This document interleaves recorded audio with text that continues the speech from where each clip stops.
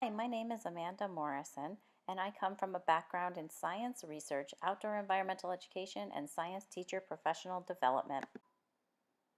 I also now have 3.5 years of formal science teaching experience in the middle school and high school classroom within PSD. I'm excited for the opportunity to teach at PSD Global due primarily to the diversity within this position. Being able to teach science and help develop STEM instruction in the lower grades will help me use my existing skills as well as help me develop new teaching skills. So my love of science started when I was a kid, and I didn't even realize that it was science that I was very into. I grew up in northeastern Vermont. Where I lived was surrounded by forests. We had lakes, we had rivers, and there was a lot of wildlife there. While I was in school, I became really interested in science in the 6th grade when that started up. And then that just kind of helped enhance my explorations at home. So at home, I did things like follow the deer trails to find where the deer were bedded down on a hot day. Then I would sit and observe and see how they reacted to me and other noises that were going on in the forest. On a regular basis, I would climb the larch trees, also known as tamaracks. Tamaracks are great trees for climbing. They have nice flat branches, and at the base they're very sturdy where they attach to the trunk. Now, I was curious to know what it felt like to sway in the breeze. And so I would climb up really close to the trunk of the tree, and I would get as high as I could, and the wind would blow and I would sway in the wind. So not only did I really enjoy that sensation of swaying in the wind, I loved the perspective I got from up there. I could see out, and I could see things that I could absolutely not see on the ground below. Now, my mom did not like this at all that I did this, so I learned to just tell her, oh, I'm going to play in the woods. And I didn't tell her exactly what I was going to be doing. I chose to be a science teacher for a couple of reasons. One is that science is not static. It's diverse and ever-changing. It explains everything around us, and it keeps me challenged. My challenge is to keep up on the science and know what's current and what's the latest theory or explanation for something. Teaching is also not static. There's so much variety and so much opportunity in teaching to try new things.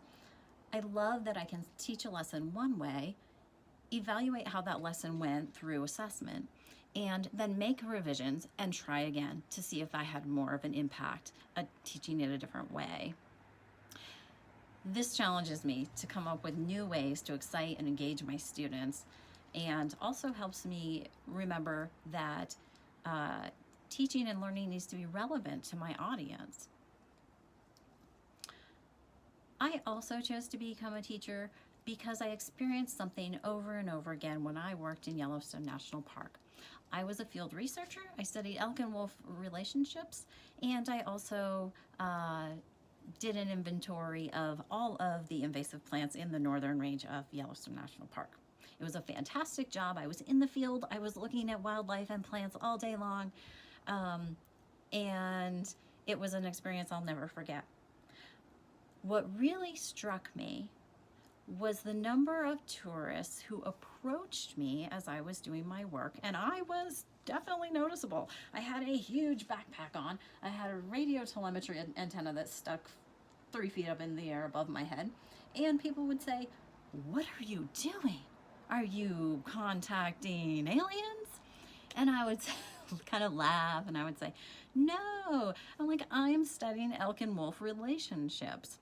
Because in 1995, Yellowstone reintroduced wolves into an ecosystem, Yellowstone National Park, and at that point, everyone started studying everything about Yellowstone because they wanted to know the impact that the wolves were having on that ecosystem.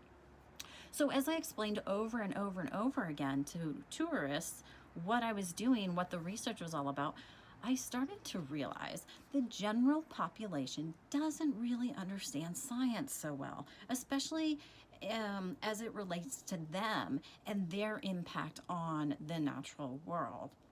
So at that point, I decided, okay, if I ever leave field research, I am going to go into education. I am going to educate people about what's going on around them.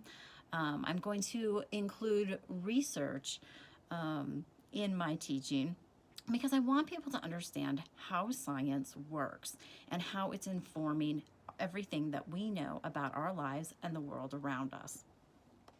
I included the photo of the students at the window to illustrate why I love middle school and why I love teaching this grade level. This was a scenario where students were just arriving into class.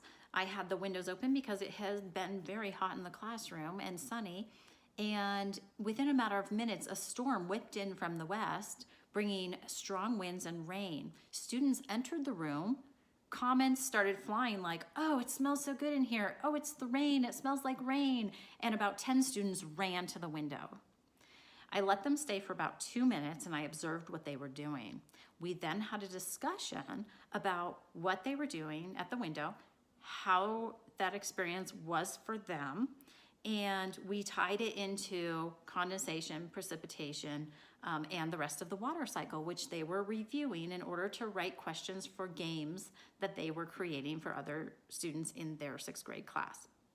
Now, this is why I love middle school, because they entered the room, something was different, they recognized it, they went to it, they explored it, they discussed it, and we were able to bring it back to what we needed to accomplish in class that day.